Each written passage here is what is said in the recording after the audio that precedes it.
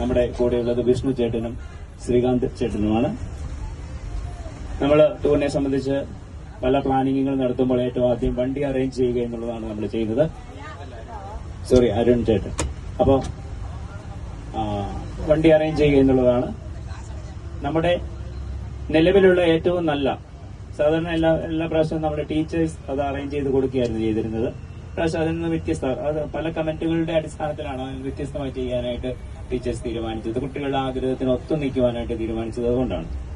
അപ്പോൾ അത് നിലവിൽ അതിന് ഏറ്റവും ഉചിതമായ രീതിയിൽ നിങ്ങളുടെ നിരീക്ഷണത്തിൽ കണ്ടെത്തിയ കലയിൽ അവൈലബിൾ ആയിട്ടുള്ള ഏറ്റവും നല്ല വണ്ടി തന്നെ നിങ്ങൾ സെലക്ട് ചെയ്തു. അതിന് നേതൃത്വം കൊടുത്ത ഡോണും അതോടൊപ്പം തന്നെ ജോജോയും അവരെ പ്രത്യേകം അഭിനന്ദിക്കുകയാണ്.